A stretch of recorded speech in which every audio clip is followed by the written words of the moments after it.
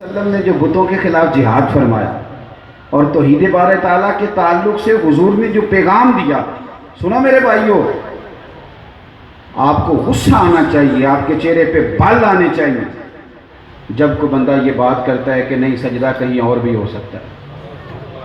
آپ کے چہرے پر جلال آنا چاہیے۔ دلیل کیا ہے؟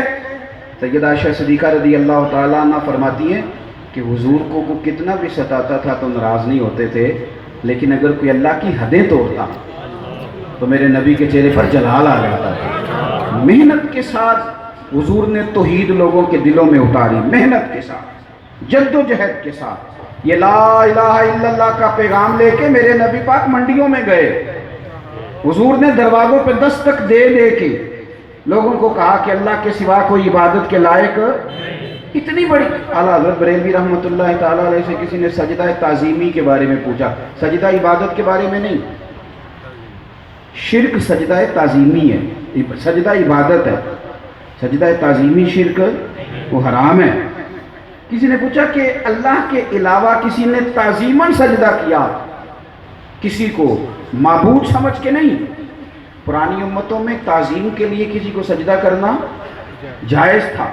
آپ پڑھیں نا سورہ یوسف، اذ قال یوسف لابیہ یا ابتی انی رأیت احد عشر کوکبا والشمس والقمر رأیتہم لی ساجدین، کہ میں نے دیکھا ہے کہ میرے لیے سورج، ستارے اور یہ سجدہ کر رہے ہیں سارے۔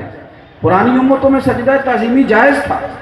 اعلیٰ حضرت سے کسی نے پوچھا کہ اب کوئی صرف تعظیم کے لیے سجدہ کرے، تو آپ فرمانے لگے سجدہ تعظیم حرام ہے، حرام ہے، حرام ہے، اور چوتھا جملہ فرمانے لگے اشد حرام ہے، حرام ہے، حرام ہے، اور بول کے بتائیے آپ کو اس ملانگ پہ غصہ کیوں نہیں آتا جو کسی دربار پہ سجدہ کر رہا ہے؟ شدید غصہ آنا چاہیے، شدید، چہرے پہ بال آئیں، باڈی لینگویج بتائے کہ ہمیں اچھا نہیں لگا۔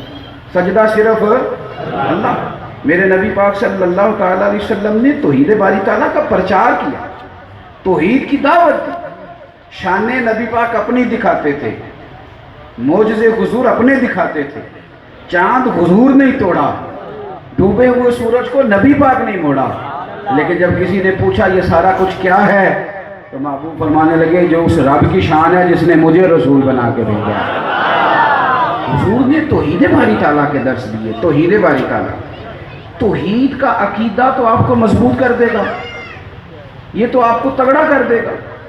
دیکھیں نا، جس نے ایک اللہ کو مانا وہ تو ویسے جگہ جگہ جانے سے بچ گیا۔ جس نے ایک اللہ کو مانا، میرے پاس ایک ہی سجدہ تھا، نہ یہاں کیا نہ وہاں کیا تھا، ایک تو دو جگہ ہو ہی نہیں سکتا تھا۔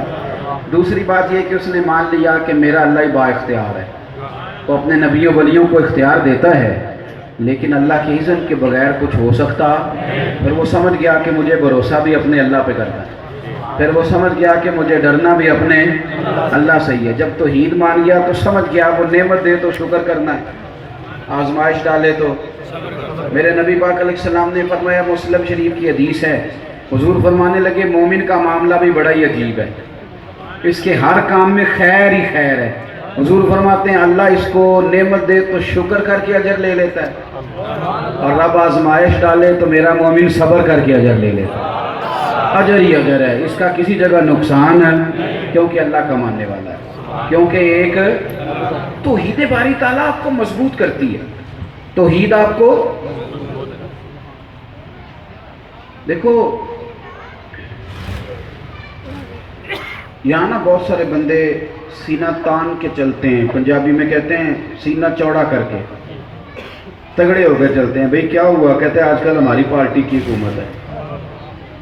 حالانکہ یہ الیکشن سے پہلے زیادہ جذباتی ہوتے ہیں، الیکشن کے بعد آہستہ آہستہ ٹھیک ہو جاتے ہیں، کیونکہ ہماری قوم جو ہے بڑی سمجھدار ہے۔ ایک دفعہ بندہ بس گھر آتا ہے کہ چودھری میری مدد کر، تو چودھری اتنے رب دے وے کام، چودھری پھر اپنی بیٹھ کے دفتر کھول لینا ہے، کرسیاں بھی دھاریاں لے لینا ہے کرائے دیاں، تو چودھری جلیبیاں بھی بوئے کے کٹان لگ پہ، تو وہ کہتا ہے جنہیں انہوں ووٹ دیتا انہیں مینوں دیتا، تو جنہیں انہوں ووٹ نہ دیتا میری اتنا ناراضگی ہے۔ اور الیکشن کے 6 ماہ بعد جج صاحب سے پوچھیں کہ جج صاحب آپ کیا حال ہے؟ کہتے بندہ ٹھیک نہیں نکلیا۔ تو یہ بات یاد رکھیں کہ جس پارٹی کی حکومت ہو وہ بڑا سینہ چوڑا کر کے چلتے ہیں، تو مجھے بتائیے جو رب و رسول کے ماننے والے ہیں، جن کی حکومتیں کبھی بدلتی، عقیدہ آپ کو مضبوط کرے گا، عقیدہ توحید آپ کو، عقیدہ توحید و رسالت آپ کو. جب آپ یہ پاکستان میں اب ٹینشن کے مریض، ڈپریشن کے 65% ہیں، 65% مریض ہیں ڈپریشن. کیوں؟ یہ جتنے لوگ ہیں میری اس بات پہ خاص توجہ کریں، ہمارے اندر نا ایک انجانا خوف بیٹھتا جا رہا ہے آہستہ آہستہ. پتہ نہیں کیا ہو جائے گا، پتہ نہیں کیا بنے گا. یہ جو کرونا کی وبا آئی، اس کی وجہ سے دنیا میں جو مرض سب سے زیادہ پھیلا ہے وہ ڈپریشن کا ہے. اور پھر آپ یہ بھی دیکھ لیں کہ جو مریض کرونا سے ٹھیک ہو جاتے تھے، ڈاکٹر کہتے تھے وہ ذہنی مریض بن جاتے ہیں، کیونکہ ان کو اچھوت بنا دیا جاتا تھا، کوئی قریب نہیں جاتا تھا. پتہ نہیں یہ کیا بن گئے.